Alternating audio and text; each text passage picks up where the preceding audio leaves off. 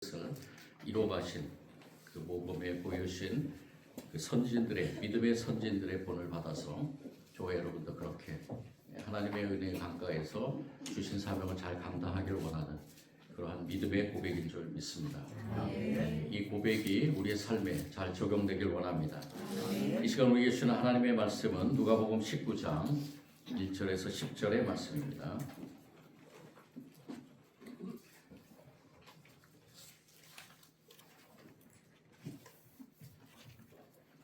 신약성경 128면 정도 있습니다. 우리 성경의 말씀을 먼저 한 절씩 같이 교독하겠습니다. 교독할 때 설명서를 기원합니다.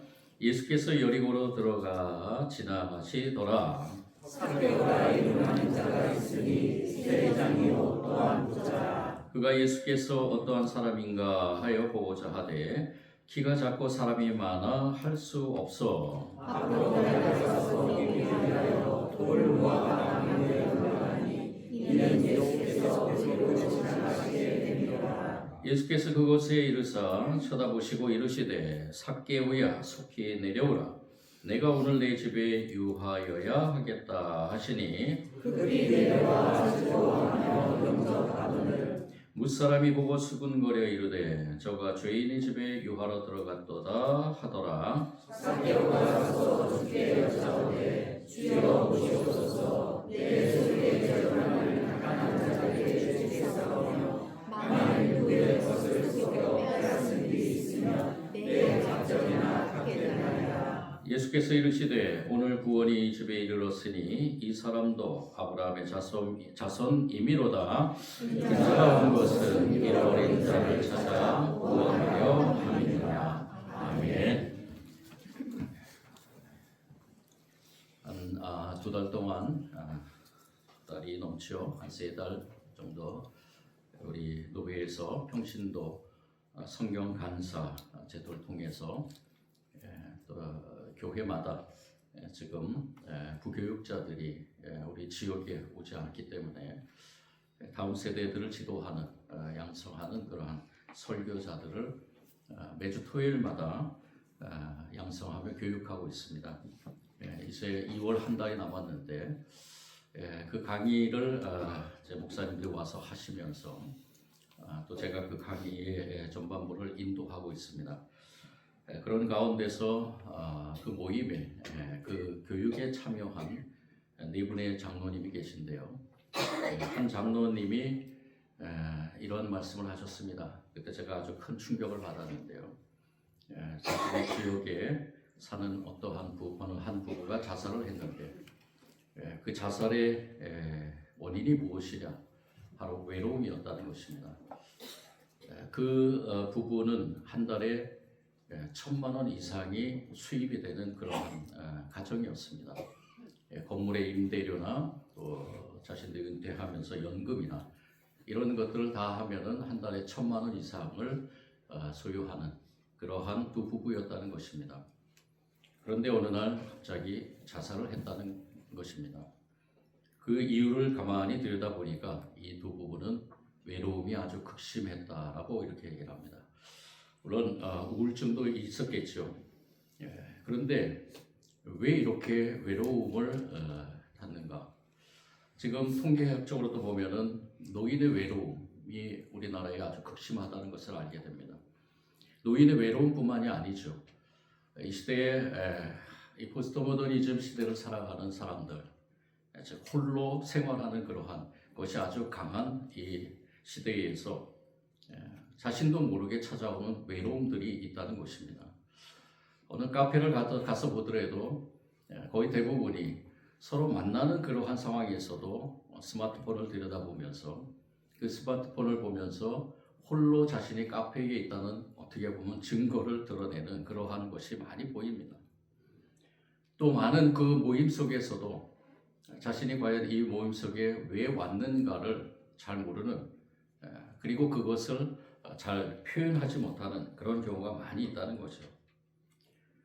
어느 한 영화를 또 소개해 드리겠습니다. 그녀라는 영화인데요. Her이라는 영화인데 2014년에 개봉된 영화입니다. 이 영화가 AI가 발달하기 전에 이미 AI에 대한 것을 소개하면서 이 영화 속에서 피지컬 AI 사만다라는 것을 소개합니다.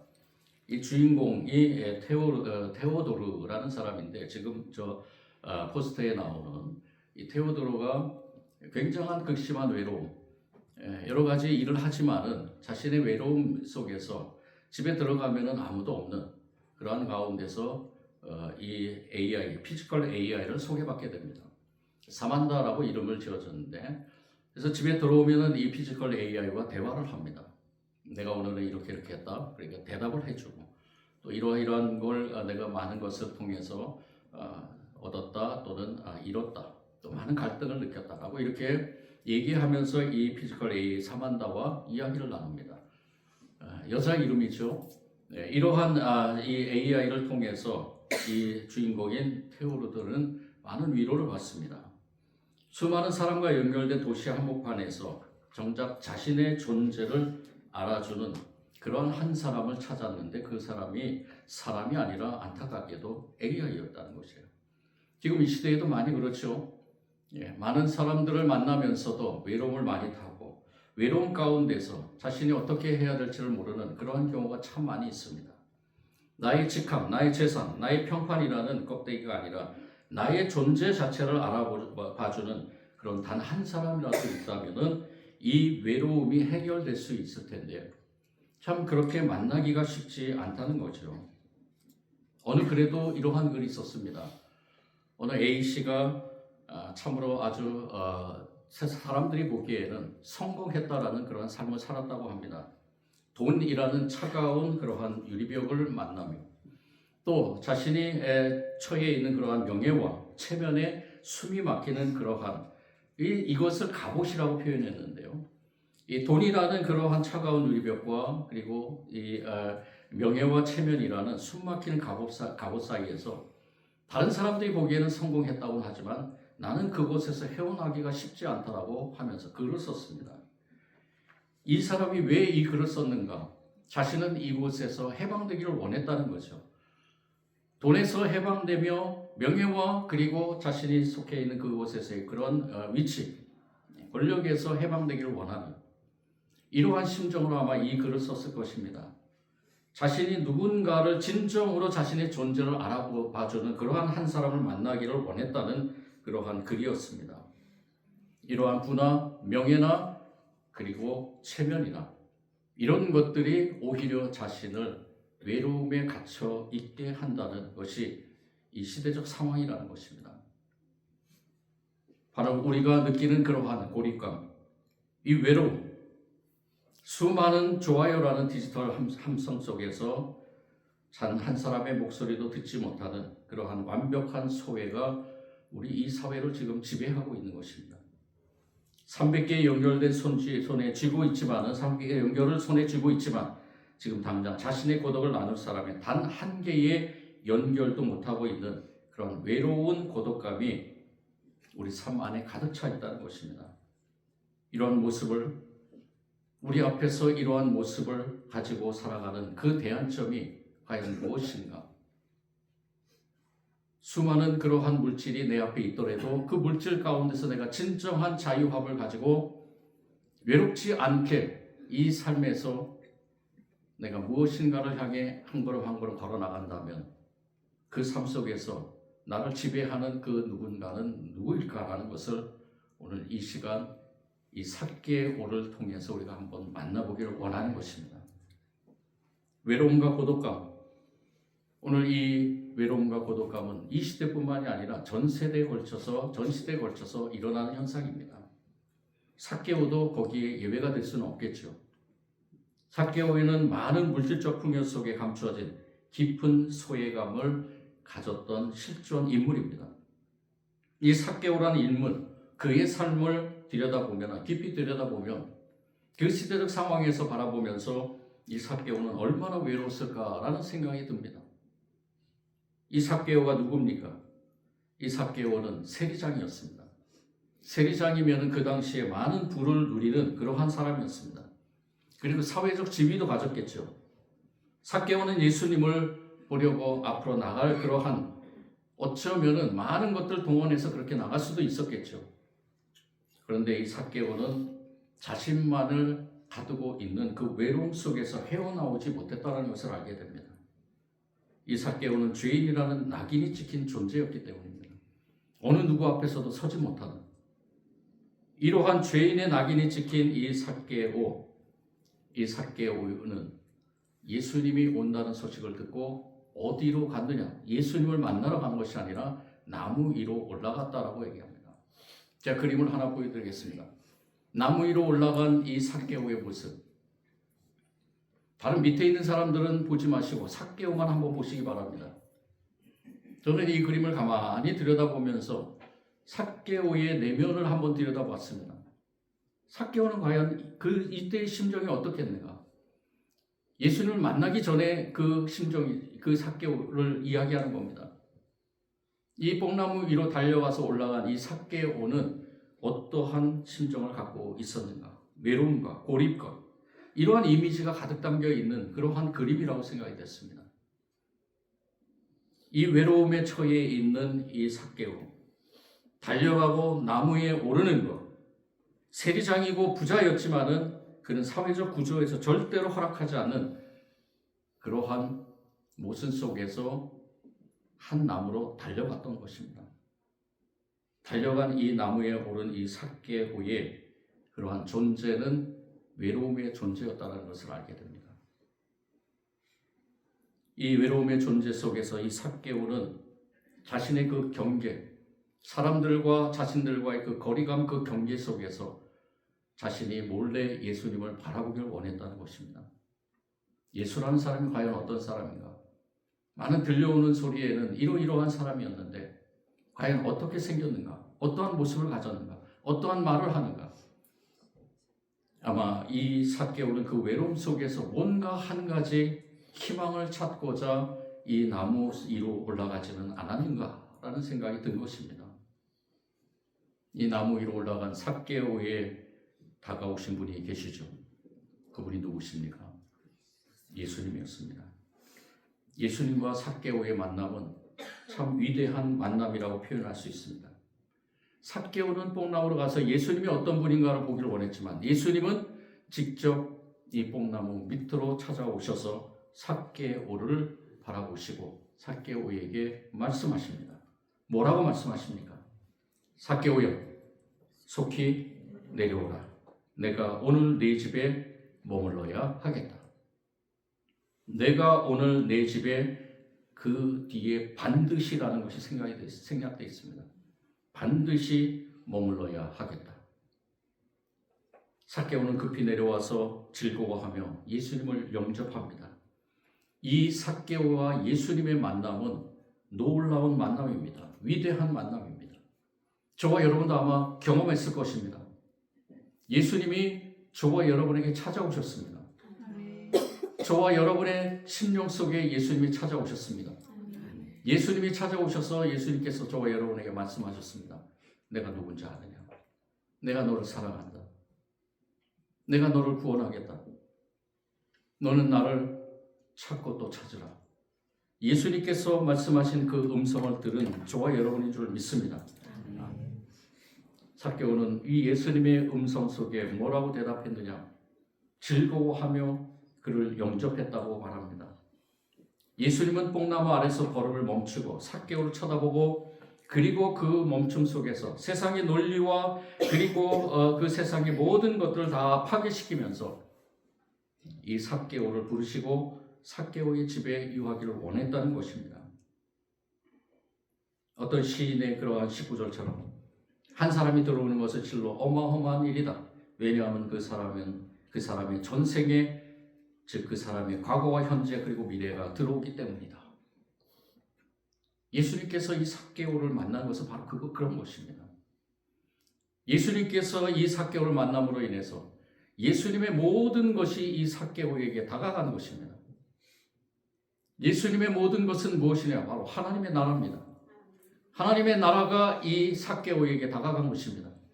이제까지 자신이 세리이면서 많은 것을 누리고 많은 권력을 가지고 있었지만은 그렇지만은 이 외로움 속에서 내 인생이 무엇인가를 깨닫지 못하고 나아가는 한 걸음 한 걸음 걸어가는 이 삭개오에게 예수님은 하나님의 나라를 선포하며 삭개오를 초대한 것입니다.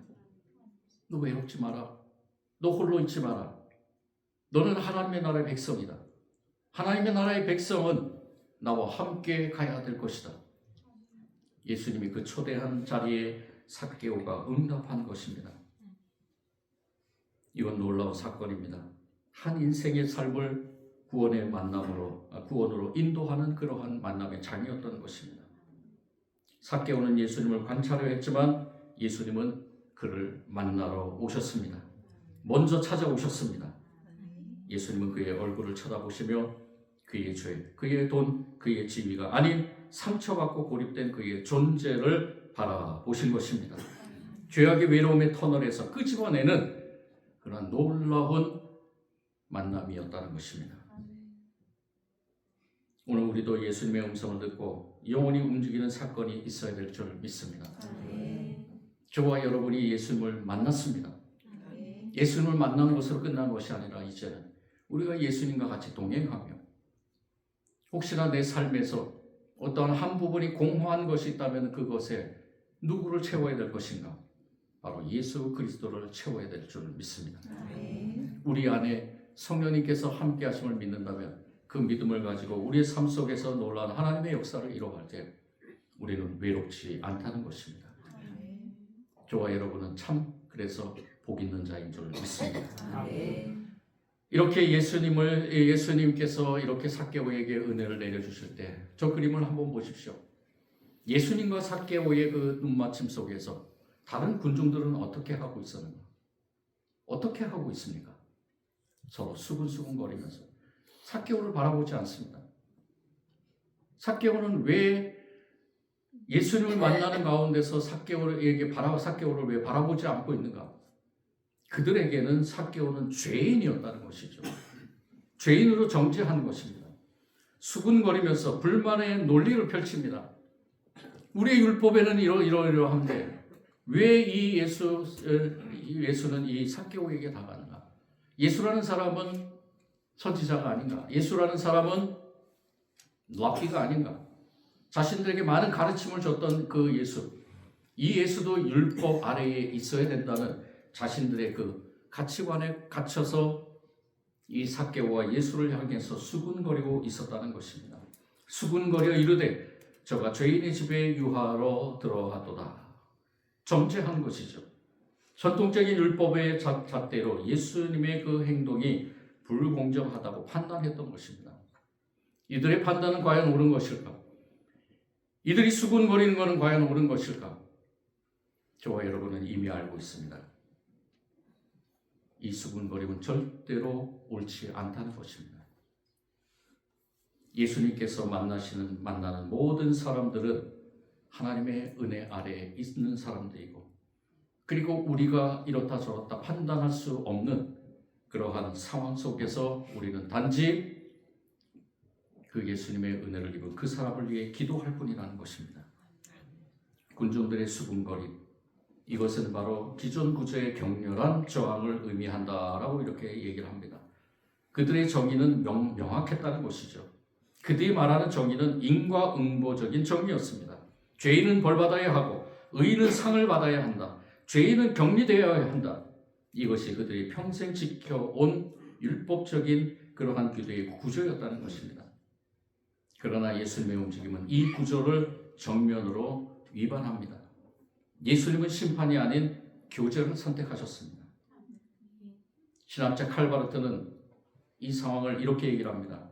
하나님의 은혜가 인간의 모든 종교적 구조를 깨트리는 위기라고 이렇게 했습니다.